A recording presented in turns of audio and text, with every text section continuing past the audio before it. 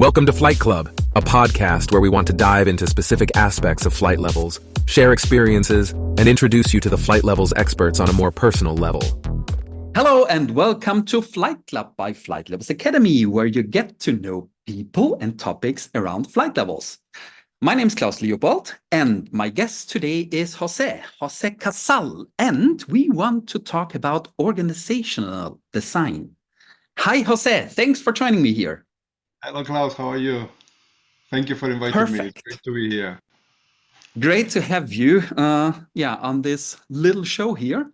The idea is we want to talk a little bit about organizational design. But the thing is, before we jump into the topic, we want to know a little bit more about you. Who are you, actually? Let's start with this one. What do you currently do for a living? So I mainly work as a coach, consultant, trainer in the business agility space. So focusing on helping organizations to bring better agility across the entire organization. So for the last few years, I've been working with finance teams, marketing teams, legal teams, anything except IT, really. So basically working on the business agility space. Okay, cool. So business agility. So you're helping organizations with their business agility, kind of.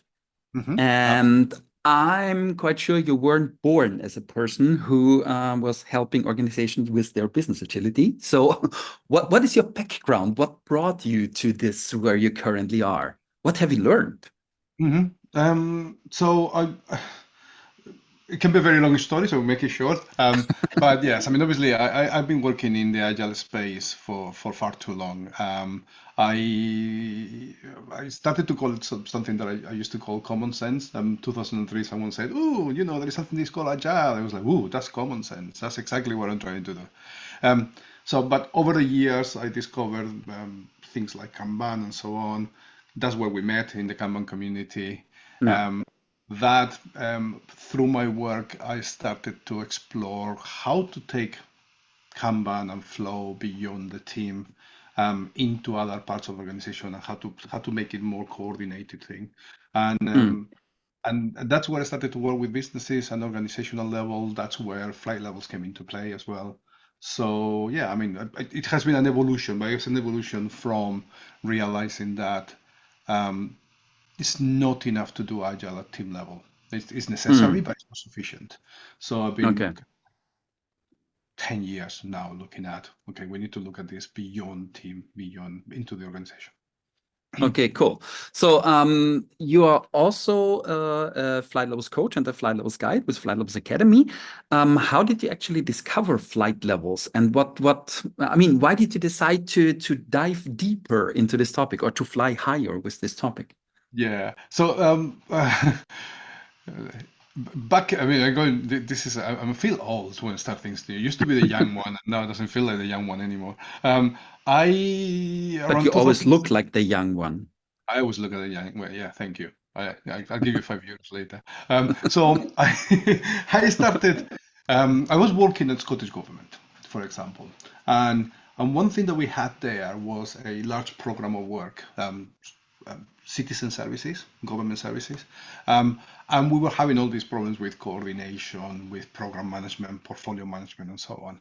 So I started to explore how to bring what I know about Kanban into the PMO, and I was doing something that I was calling Kanban PMO. Not the greatest name, but that was like, it does what it says on the tin. Yeah. So we went to one event I think it was in Lisbon, 2014, 15, and I was talking about Kanban PMO, and I had some people saying like, okay, well, the name is not great. And then there was this guy, weird Austrian guy, you might know him, yeah, who started to talk about flight levels. So it was you and Catherine, and I thought, like, this is awesome. This is actually, the metaphor really works. I can see how people react. I can see the parallelisms of what I needed to do, and there was elements that were like way more developed than where I was at the time. So that's caught my eye, got my attention, and I've been exploring flight levels ever since. So it's now what we are almost like 9, 10 years looking into flight levels. Yeah. And I'm not sure, was it in Portugal, or was it in Austria, in Meyerhofen? But yeah, we will never find it out. Yeah, pretty sure it was Portugal, because I remember the room, and it's not a Meyerhofen one. So I think it was Cascais. Okay. Yeah. But I don't remember. One of them. Yeah. The years. It's not the most important thing, I guess. Yeah, no. Yeah, exactly. Yeah. Okay, so this is where flight levels caught your attention. Nice. And now you're really you are deep into flight levels. Yes, you are one of the not so many people who's also delivering the flight levels coach program together with JP, Siggy, and myself. So yeah, you are deep into the. No, I don't say shit now, right? But yeah, whatever. So we are high in the sky, high in the flight level. High in the sky, exactly. So, and today you want to talk a little bit about org design. So you're deep into flight levels, org design. So what is org design, and what does this have to do with flight levels actually? Or does it have something to do with flight levels? Yeah, well, it in the end of the day, it does. I actually, it's not just if you look at what happens in most organizations, is that we are, I would say that we are in a constant state of org designs. You see companies doing reorg after reorg after reorg, especially if there are changes in management. So it's a common thing that happens. Now, when we are looking at flight levels, in some way, what we are doing is also, well, we are doing organizational design, but we're doing organizational design from the perspective of flow. So the two of them come into mind, because fortunately, or hopefully, what we're doing is saying, what do we need to do in order to deliver better work, better results for the organization? And then we think about how we might adapt the organizational design to serve the needs of the work. What I see most organizations is that we're doing org design, but it's not done in that way. And it's a fundamental change, and the results are very, very different. Okay, so classical org design, how can you describe in your words what is classical org design, and what are the challenges or the problems when you are doing it like the classical way? I don't know that it's a classic one, but there is a classic one. But normally, when you see with org design, the widespread one, reorgs, the common thing that you see is that someone will say, when we talk about waterfall and agile and all these things, I think the most fundamental challenge that we have in organizations is, how do we view the organizations? Do we view as organizing resources, resource thinking, resource management, or do we view them as organizing around the work, flow thinking, flow management? What I typically see with reorganizations is that what we are doing is we are focused on reporting lines. So how is the power structure, and how is the line reporting structure there?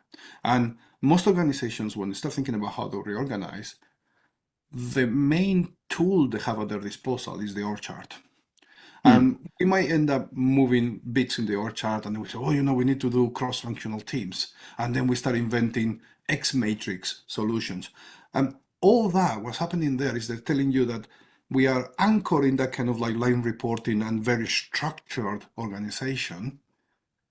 But we bring the org matrix because we know that doesn't really work, and we need to do other things and cross-functional matters, blah, blah, blah. But the anchoring of all these things is, and what is traditional about it is that it's still about how do we distribute line management and line reporting. And the results are reorganizations which are still very structured, very resource management thinking. Yeah. I really love what you say, and it totally reflects what I observe. It's really so. What we do is we move boxes around on the org chart, and that's our org design. And I was always missing, like, okay, but where is the product, or where is the customer? I What? mean, that's the reason why you're moving these boxes, or hopefully the aim why you're moving these boxes, because you want to delight the customer, you want to deliver a better service or whatever. But you never ever see a customer, a product, a service, a platform. I don't know what you do Is it? on these kind of things.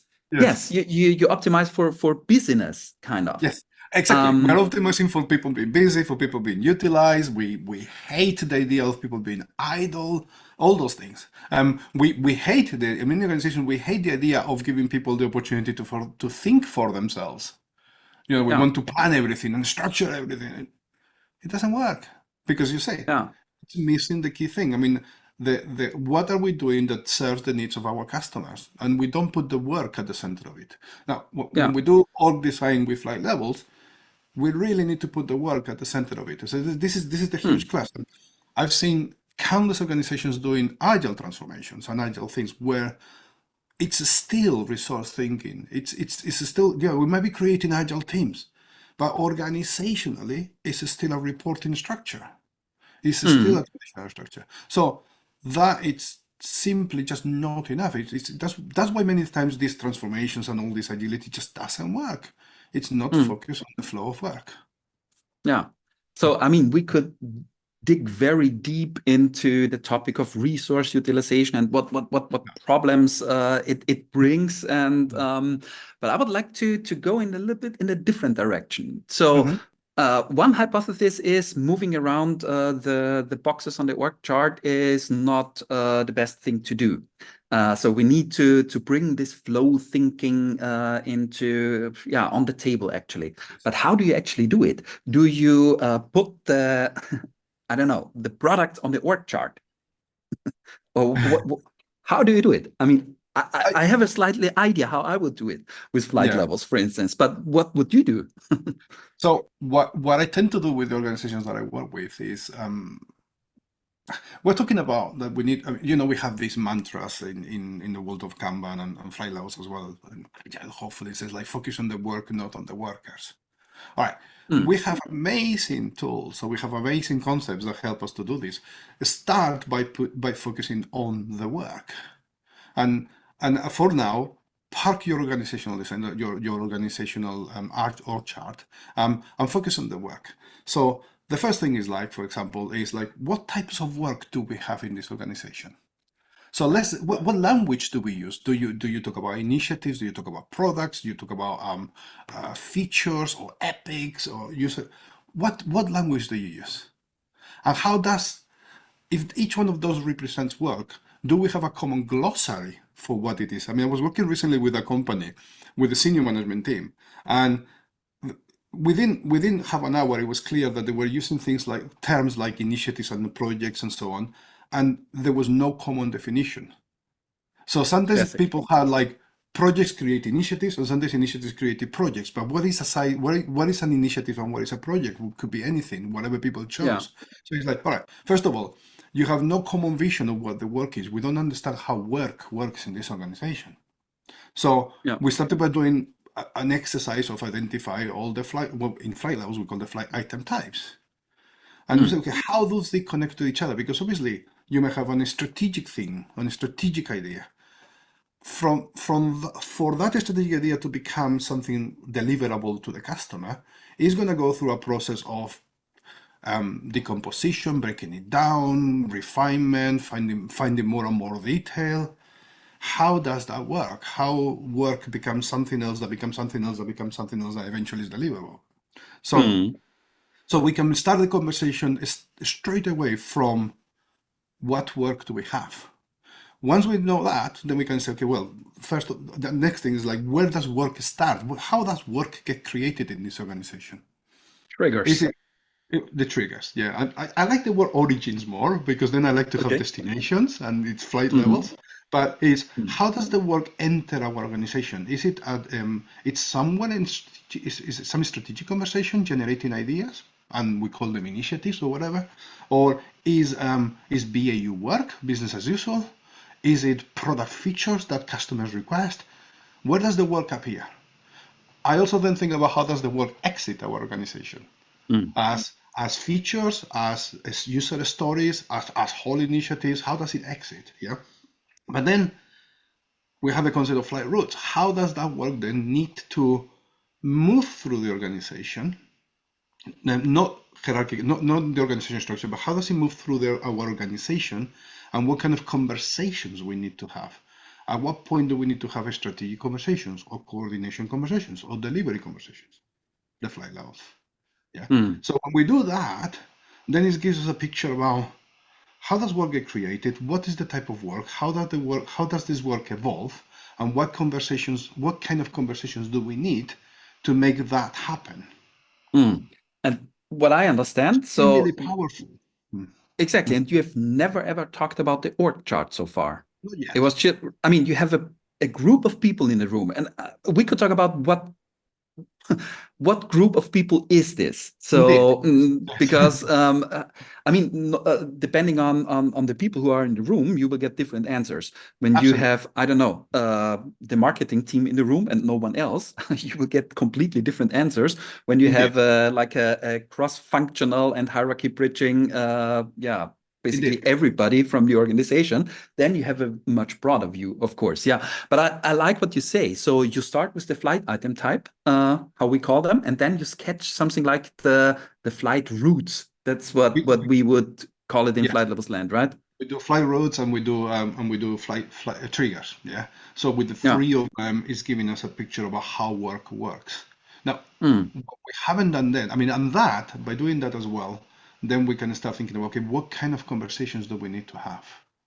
If it's a strategic conversation, you might say, okay, well, do you have already some sort of like event, meeting, workshop where you can plan things, when you can select work, where you are turning an initiative into features, whatever it is, or where you're selecting what needs to go from one to which teams and so on.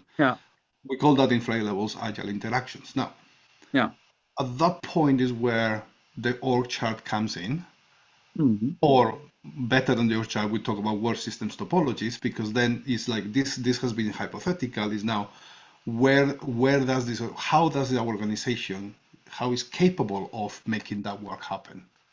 So you kind of like that flight route has to be, I talk about inflating the flight route to see inside there and say, how many teams do I have? Are these teams good?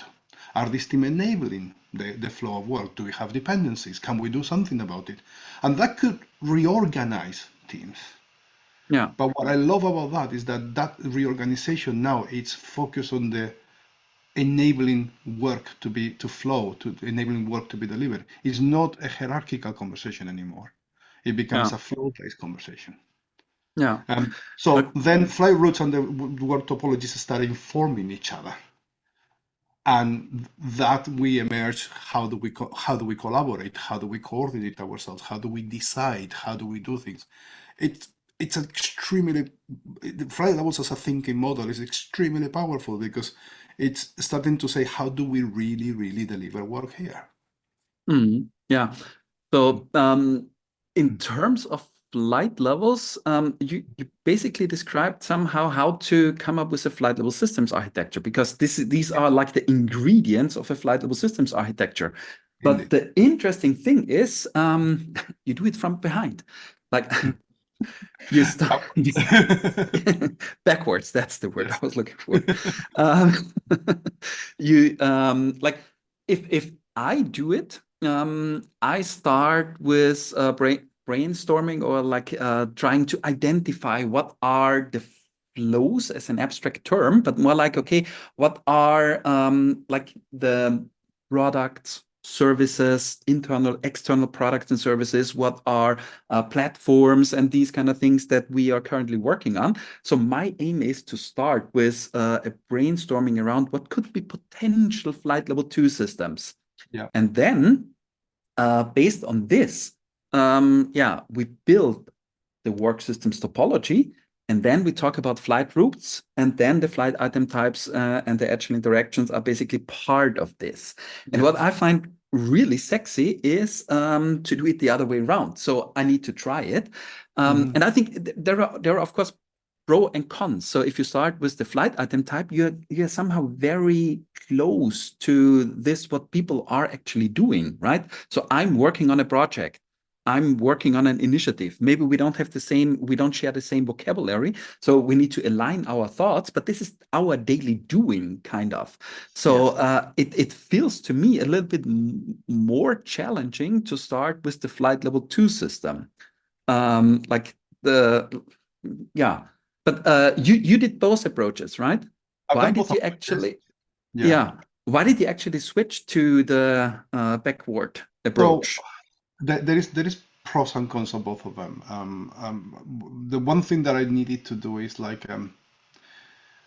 needed to park the topology conversation and the org chart as much as I could and really get to start thinking about flow.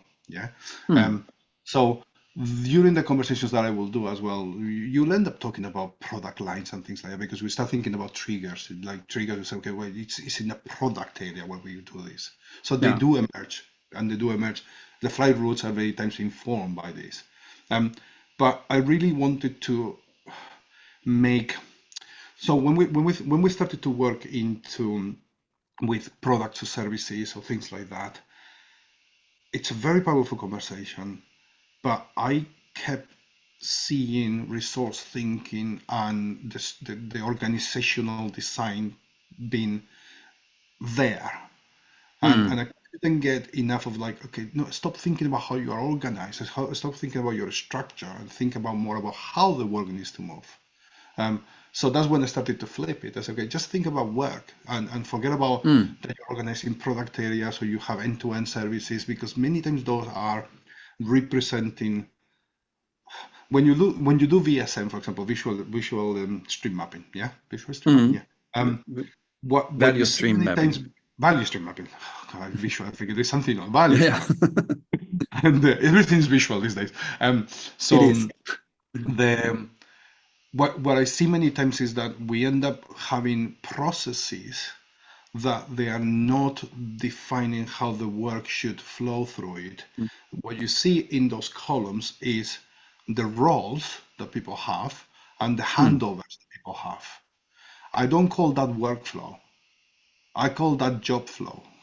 Because it's not representing the flow of work, it's representing the flow of our hierarchical organization. So that's where I'm more uncomfortable starting with things that I believe often, or I see often them being anchored by resource thinking. And there is all these core beliefs that don't work, because you just when resource thinking is there, it's going to be about maximizing capacity, but capacity of people. Utilization, keeping people busy, reporting lines, establish power, handoff. I don't want any of that if I can. I want what needs to be busy is the work. So that's why I started to move to the work. The problem that I have, I mean, things that we have to be mindful of is that when we do that kind of focus on the work from the beginning, what the organization may be designing, when you start thinking about the topologies and the flyer routes and so on, what it's the workshops deliver, it's a bigger step change than if we do it more in resource thinking. Resource thinking can do change, but it's kind of more anchored to what already is there. So by doing it through flow, I keep calling flow mapping, and I'm sure that the mappers out there will say that's not mapping. But anyway, I call it flow mapping. The step change that you have in the design is bigger. So then it's an exercise of how do we get bit by bit through those stages towards a proper flow-based organizational design that does business agility. That's one of the challenges, is that it creates a bigger transformation. I don't like the word transformation. Biggest change in the organization. I mean, you somehow you perfectly describe what flight level systems architecture is about. So this is one of I think one of the differentiators when it comes to flight levels. At least I haven't seen something like this before. Maybe there is something similar. But yeah, it's a different way of looking at the organization actually. So yeah, ignore the org chart, and I mean the org chart comes in later, of course, because we need human beings who are doing these kind of things, and the human beings, they are in the classical or in an org chart, they are somewhere, right? Yeah, but the thing is, what you can do is, and that's kind of sexy, and getting this across is not so easy, I think, but you can build kind of virtual org charts or virtual organizations. So a flight level 2 system, for instance, there can be many teams from anywhere of the organization collaborating together. So you won't see this kind of collaboration on an org chart. You just see, as you said, reporting lines. But if you take a look at the work systems topology, you see collaboration. Is it lines? No, you see areas of collaborations actually. And they can stem from everywhere from the organization, and that's a cool thing, I guess. Yeah. So one thing that really fascinates me is that the word organization and the word organism share the same root. Nice. Yeah. The org structure does not resemble an organization, an organism. Yeah. It's a model for our businesses are too complex for something as a structure. Yeah. So I would like to see organizations that resemble a more like a cell-based organization. Yeah. That's where things like the book is it Holacracy? Holacracy, I think. No, it's not Holacracy. Humanocracy by Gary Hamel. Fabulous book. It's talking about examples of companies like Haier in China. They make fridges and all the kind of like house stuff. Yeah. Yeah. They are organized as a multitude of small businesses that collaborate and contract with each other and so on. And that really resonates with me because I've been drawing organizations often like as if we were like cells. And what matters, the problem for me with team agility is that it's only focusing on what we do in the cell. And we know that real agility is what happens between those cells. Yes. Because those connecting lines, if they're not managed, there are dependencies, there are friction, there are poor communication, there are lack of feedback loops. There's anything that drives us crazy and makes the organization poor at delivering. Now, if we focus on those connections, and either if we can, we may eliminate some of them, but if we focus on those connections, we can then turn all that into collaboration, good communication, feedback loops, collaboration. They're there. So what can we do to make them better? Without forgetting that this is all about delivering great products that our customers want to use. Yeah. If not, why are we in business? Exactly. Products or services. Yeah. Why are we in business? So yeah, really great. And I had a podcast episode with Andreas Rein where we were talking about similar things, which was like the network organization and also the organic organization. So if something is organic, it can grow. If something is not organic, you can just like put stuff on it, but there's no like real growing possible. And growing also means that structures are changing. So we reflect that actually quite a lot on these topics. So if you're interested in it, I will put a link to this episode here in the show notes as well. But it fits perfectly to what you just described, but from a different angle. Yeah, growing organizations, organic organizations. Yeah. Organisms, yeah. I would like to. One of the things, Klaus, this is why, for example, I know that team topologies is a very popular topic. The most beautiful part of team topologies is the part of where it talks about the interfaces between teams. And it's very IT centric, which can work or not work for. I mean, But what I always talk about is what is the API, the business API between teams and parts of organization. How do they connect? How do they understand each other?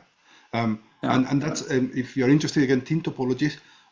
You can look at the team structures if you want, but I really love the part about the interfaces. Very powerful. Yeah, indeed.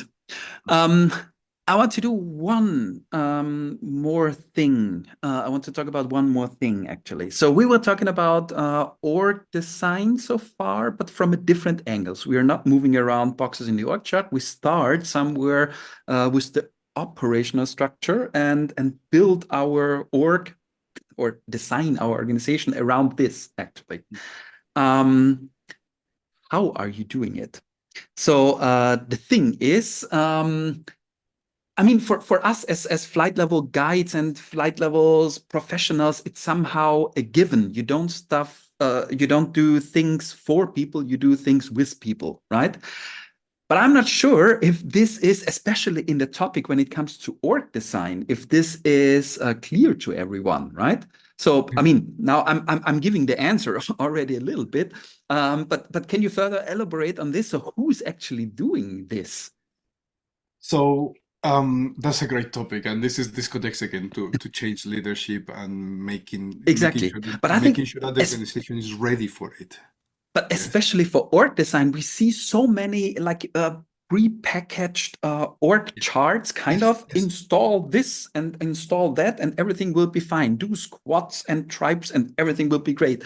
So it is already pre-packaged, but nothing is pre-packaged in flight level. So how does it work actually? Oh, you got me now here with a number of things that come into my head. Yeah, we have 2 more minutes or so. This block will be another 3 hours now. Maybe we need to do another one. You said it's with people, not for people. One thing that I keep saying all the time is like, okay, for example, I might be doing my thinking about what it could look like, but when I've done my thinking, I take the napkin and throw it away.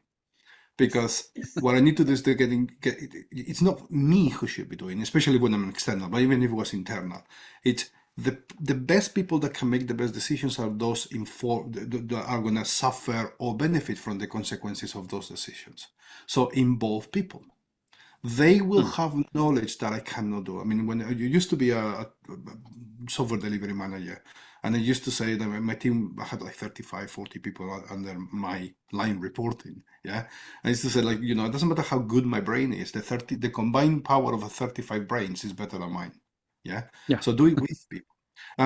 It might be that you need to do some work with senior managers to make sure that they are ready and prepared for this. They have conversations. They understand what there might be surprises. And again, but when you're talking with them, throw it away and get people to make those decisions. Don't rob people from the opportunity to do their own decisions. Don't steal that opportunity.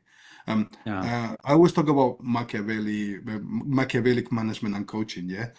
The best way to get something to really stick is to help people be part of making people believe that that is their answer. Don't make people believe that, make people part of making the answer. Yes. Yeah.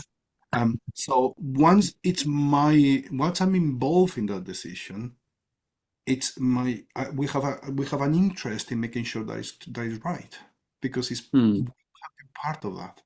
So don't miss that opportunity. We could talk a lot more about this because it's but I just sure that the organization is. I talk about the organization being willing, ready, and able to do those things. Yeah, I just found it important, especially when we talk about org design, that we at least briefly cover this a little bit, because there maybe some of the listeners has this imagination. Okay, I want to do org design. I'm gonna do it. I'm going to do it. Yeah. Or I bring in a flight levels guide or a flight levels coach, and the flight levels coach is doing it for me. So, because the usual way how many consultant agencies are approaching this is like, you have some consultants, they are doing interviews, analysis, and kind of things, and then they build it for you and they give you a shiny presentation, and this is your perfect work structure. Have fun. But that's exactly not the point when it comes to flight levels. Never, ever. And if someone is doing something like this, they didn't understand what flight levels is about, because this is really rooted at the core of flight levels, that you don't do it like this. You work with the people, and as you said, the people are taking the decisions. We as guides and coaches, we can guide them to good decisions, because we have seen things. We can bring in our experience and all these kind of things, but I'm not taking the decisions. You need to take the decisions because you need your environment and you need to live with these decisions. The And that's a consequences. huge game. Yeah, and that's a huge game changer, actually. Talking about bringing people on board, for instance, right? Yeah, absolutely. And this is the thing. Many times, do not inflict your ideas on people, and Yeah. because then one, don't be surprised that there will be resistance when things go wrong. Um, who's gonna solve them? You will have to be forcing, keep forcing and forcing and forcing. It's just Yeah. not a recipe for success. But one thing that is really, really interesting about the world of business is that, and why flight levels can be sometimes appear to be challenging, is that what you're saying, we don't know what the answer is. We have patterns and ideas and Yes. things that we can guide and experience, but every company is unique, so we cannot just force this on people. They Yeah. have to, what we say, we have to use our own brains, and that's Yeah. challenging because sometimes in organizations, the organization is sometimes hiring people to say like, give me the answer, and us saying, actually, I should not have I have answers, but my answers are mine. Yes. And they're not going to be useful for you. That's why many transformations don't work. When we go and say, this is the picture, this is the picture that you need to follow. I have that diagram, follow it. It's theoretical. This doesn't represent your company. Make it happen with your people, Yeah, that's really, yeah. And as I said, so I mean, I'm not smart enough to know how each and every organization on this planet is working perfectly. So, Indeed. and I'm quite sure that I'm not alone. So, I think nobody is as smart. Yes. But as you said, it's a thin line between I don't know the answer, but still I can guide you in a process that you find your correct answer. And this is Discover where your answer. Yeah. exactly, yes, exactly. So it's not me saying this is the answer. It's me providing patterns. It's me providing examples. It's me providing case studies from other organizations. That's what I've seen work here, and that's what I've seen work there. And people mix and match of this out of this. Yeah, I don't know, colorful, pot of ideas, and then they come up with their solution. That's the thing. So it's not just we don't know anything. We know a lot, but you need to pick the right solution. Exactly, because the one thing that I have had this in organizations that they say like, tell us the answer. It's like, look, in this room, the one person that doesn't know this organization is me.